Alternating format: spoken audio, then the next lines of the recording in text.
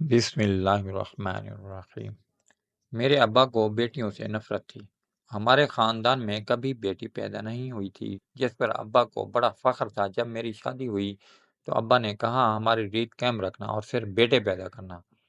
میری بیوی کا 7واں مہینہ چل رہا تھا اور ایک دن دائی نے اماں ابا سے کہا تیری بہو تو جڑواں لڑکیاں جنم دے گی۔ یہ سن کر ابا نے دائی کا گلا گھونٹ کر مار دیا اور یہ دیکھ کر میں گھبرا گیا۔ ایک رات بیوی نے 2 جڑواں بیٹیوں کو جنم دیا تو بیوی نے ڈر کے مارے انہیں بیڈ کے نیچے چھپا دیا اور اگلی صبح میری روح لرز گئی۔ میرے ابا بڑے سخت مزاج تھے، عورتوں سے تو نہ جانے انہیں کیوں خدا واسطے کا بیر تھا۔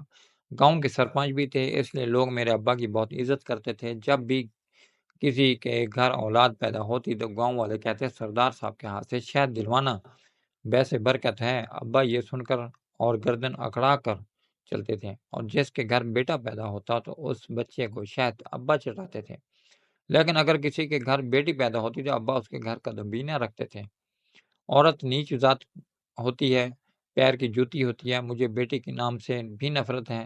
ارے ہماری پچھلی 7 پشتوں میں سے کسی کے گھر بیٹی پیدا نہیں ہوئی، شیر جوانی پیدا ہوئے ہیں۔ میں جب اپنے ابا کا ایسا حقارت بھرا رویہ دیکھتا تو دل ہی دل میں تعصب کر کے رہ جاتا۔ میں تعلیم یافتہ تھا، شہر سے پڑھ کر آیا تھا۔ میری خواہش تو یہی تھی کہ ایسی یقینوسی سوچوں اور رسموں کو ختم کر دوں گا، لیکن میرے اپنے والد ہی ان باتوں کو مانتے تھے، میرا ساتھ کبھی نہ دیتے تھے۔ پھر میں نے آج تک اپنے باپ کے سامنے نظریں اٹھا کر نہیں دیکھا تھا۔ مجھے یاد آنے لگا کہ جب میں 7ویں جماعت میں پڑھتا تھا، ابا کا روز کا معمول تھا کہ ابا سے ہر وقت جھگڑا ہی کرتے رہتے تھے، اور اس دن بھی کھیتوں سے واپس آئے تو اماں پر برسنے لگے کہ یہ کیا بنا کر لائی ہو، یہ اسے گوشت کہتے ہیں؟ میں نے تجھے کہا تھا کہ میرے لیے بھنا ہوا گوشت بنانا، یہ کیا پانی میرے لیے سامنے لا کر رکھ دیا ہے تو نے؟ میں اس وقت 8ویں جماعت میں تھا، کمرے میں ایک طرف بستر پر بیٹھا اسکول کا کام کر رہا تھا۔ ابا بھی ابھی کھیتوں سے واپس آئے تھے، بھوک شدید لگی تھی۔ آتے ہی اماں سے کہا کہ مجھے گوشت بنا دو، شوربے والا بنانا، میں وہی کھاؤں گا۔ مگر اب ابا فوراً اپنی بات بدلتے ہوئے کہنے لگے تھے کہ میں نے تو تمہیں بنا ہوا گوشت کھانے کا کہا تھا۔ میں نے ایک نظر ابا پر ڈالی جو بڑے ہی غصیلی نظروں سے اماں کو دیکھ رہے تھے، جبکہ اماں ان کے سامنے روٹی اور سالن پکڑے کپاتے ہوئے ابا کو دیکھنے لگی۔ پھر بولی جی جی جی جی میں نے وہ آپ نے کہا تھا، آپ نے ایسا کہا تھا تو اس لیے میں نے ایسا ہی بنا دیا۔ اگلے ہی پل ابا نے سالن کی پلیٹ اماں کے منہ پر دے ماری۔ گرما گرم سالن اماں پر گر چکا تھا۔ اماں بلبلا اٹھی تھی۔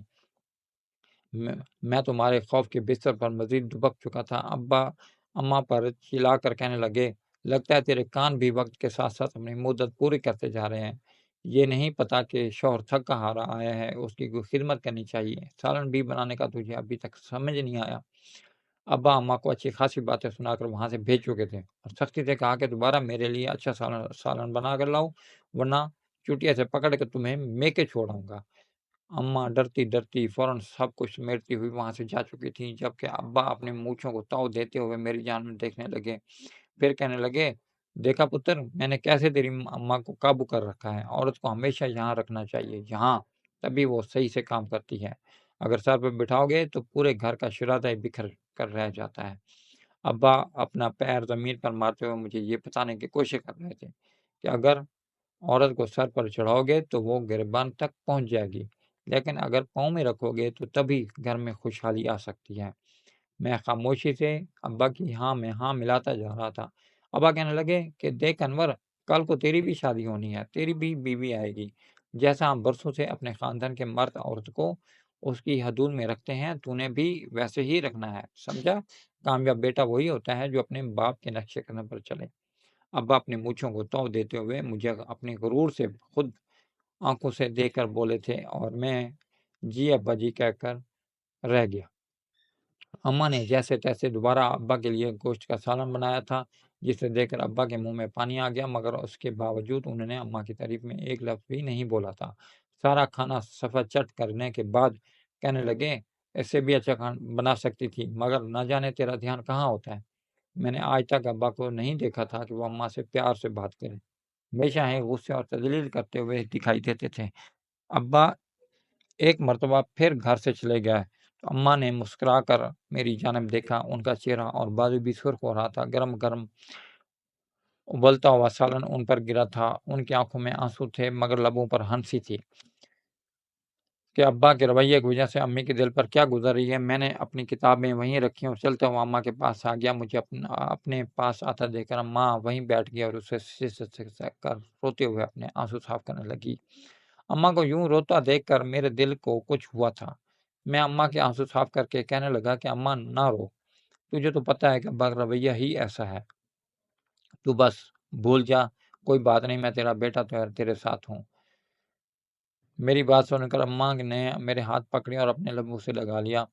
پھر کہنے لگی کہ بیٹا، جس خاندان میں میں بیاہ کر آئی تھی، یہ عورتوں کو آج بھی زمانہ جاہلیت کی طرح کوئی اچھوت سی بیماری سمجھتے ہیں۔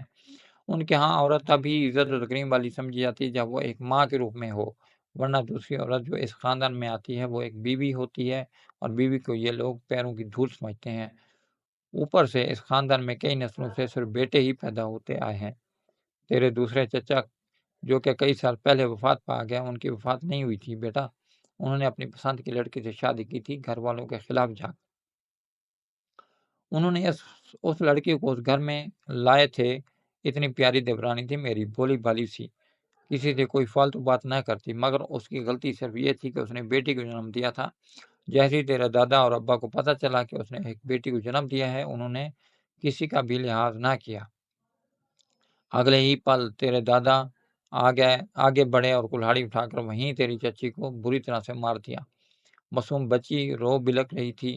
تیرا چچا تو حواس باختہ ہو چکا تھا، ابا کے قدموں میں گر گیا، اپنی بیٹی کو سینے سے لگا لیا، کہنے لگا کہ ہمیں کچھ مت کہو، میں یہ گھر خاندان سب کچھ چھوڑ کر چلا جاتا ہوں، دوبارہ کبھی شکل نہیں دکھاؤں گا، مگر یہ ظلم مت کرو ابا۔ مگر تیرے دادا کو ان پر رحم نہ آیا، تیرے ابا اور دادا نے مل کر اس بچی کو بھی یوں ہی قتل کر دیا۔ یہ سارا صدمہ تیرا چچا برداشت نہ کر سکا، جوان جہاں خودکشی کر کے مر گیا۔ بعد میں یہ خبر پھیل گئی کہ بیٹے کو جنم دیتے ہوئے تیری چچی مر گیا، اور تیرا چچا دل کا مریض تھا، بیوی کی نہیں بلکہ بیٹے کی جدائی میں اسے ہارٹ اٹیک آ گیا۔ اماں کی یہ باتیں تو میرے رونگٹے کھڑی کر چکی تھی، مجھے تو خوف محسوس ہو رہا تھا کہ ابا میرے ساتھ یہ سب کچھ نہ کر دیں۔ اماں بتانے لگی کہ تیرے ابا اور پھر ان کے بھی ابا، پورے خاندان میں ایک بھی لڑکی نہیں آئی، اور یہ بات اس خاندان کو مغرور بنا چکی ہے۔ نہ جانے کون بدبخت تھا وہ جس نے بیٹوں کے والدین کو مغرور بنا دیا۔ مگر انور بیٹا، تو اپنی بیوی کے ساتھ ایسا مت کرنا، جانتی ہوں تیرا باپ ابھی سے تجھے یہی سکھاتا ہے کہ تو عورت کو پیروں کی جوتی بنا کر رکھنا اور اس کے ساتھ وہی سلوک کرنا جو تیرے ابا میرے ساتھ کرتے ہیں، مگر تو اپنی بیوی کو ہرگز اس رویے کا عادی مت بنانا، ورنہ اس کی زندگی میں میری طرح چھپ چھپ کر روتے ہوئے گزر جائے گی۔ اماں کی باتوں میں بڑا ہی درد تھا، جنہیں سن کر میری آنکھوں میں بھی آنسو آ چکے تھے۔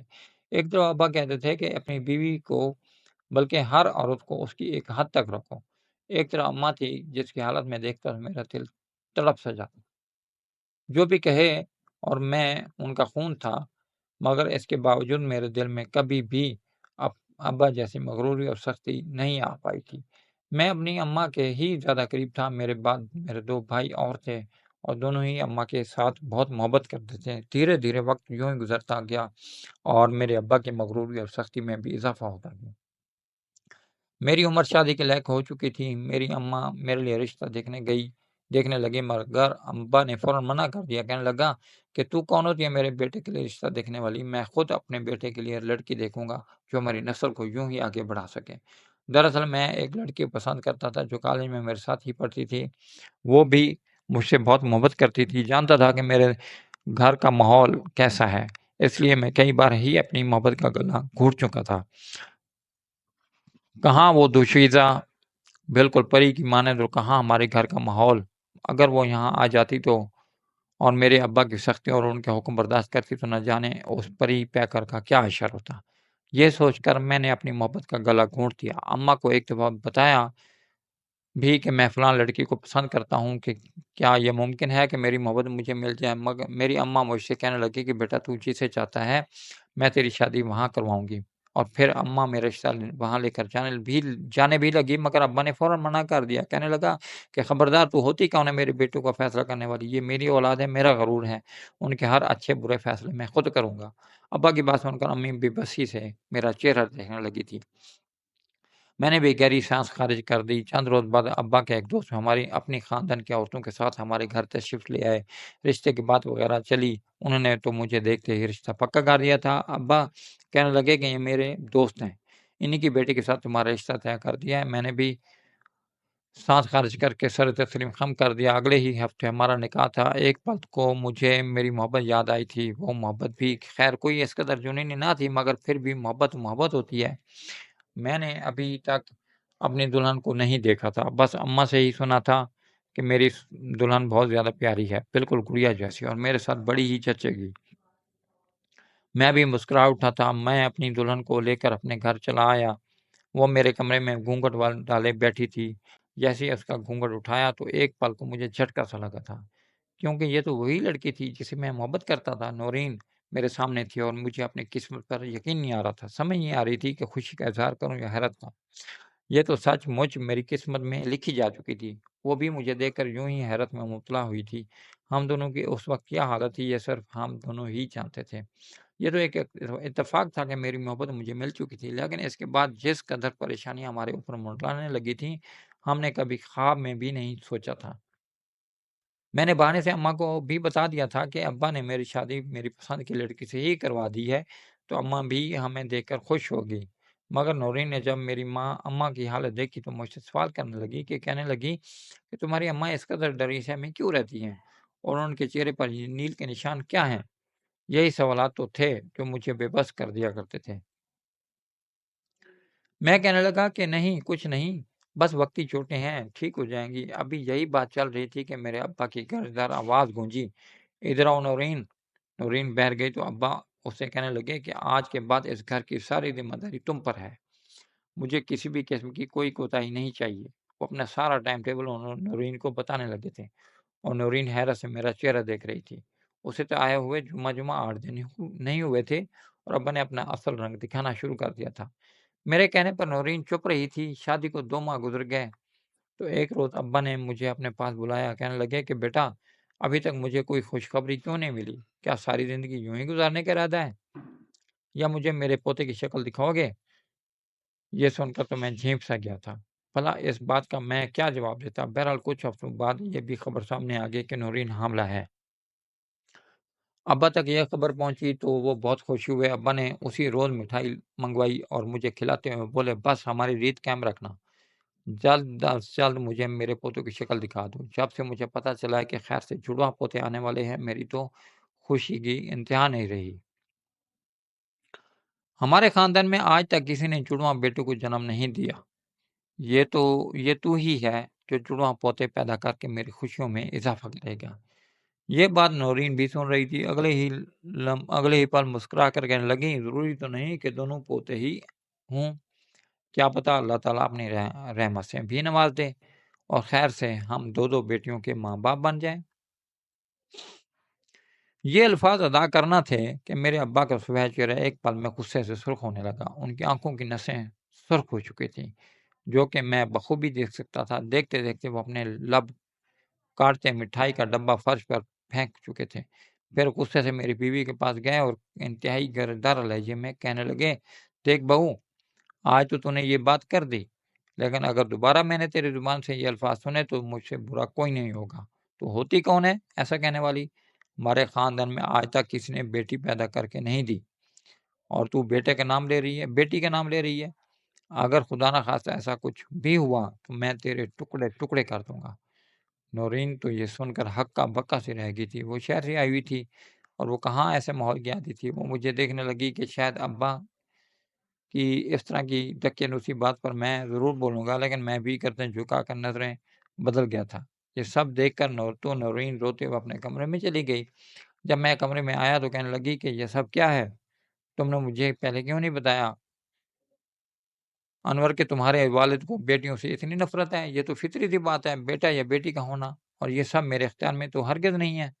میں نے کہا کہ تم دعا کرو، جب بیٹا ہی ہو نورین میری بات سن کر مجھے تعصب سے دیکھنے لگی۔ ہمارے ہاں پچھلے 7 نسلوں سے کبھی بیٹی نہیں ہوئی، اور اگر میرے گھر بیٹیاں ہوئیں تو میرا باپ انہیں گلا گھونٹ کر مار ڈالے گا۔ میں نورین کو سچ بتانا چاہتا تھا۔ یہ سن کر تو نورین کو ہوش اڑے تھے۔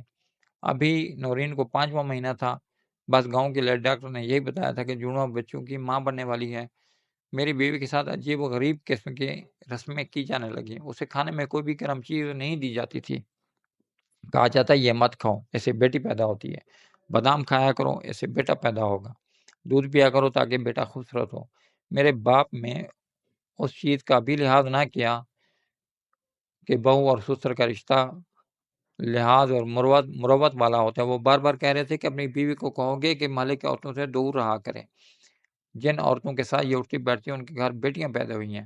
یہ نہ ہو کہ ان عورتوں کا سایہ اس پر بھی پڑ جائے۔ جیسے جیسے وقت قریب آ رہا تھا، میرے باپ نے مٹھائی والے سے 100 کلو موتی چور کے لڈو بنوانے کا کہہ دیا تھا۔ کہنے لگے جیسے ہی پوتا ہوگا پورے گاؤں میں موتی چور کے لڈو بانٹوں گا۔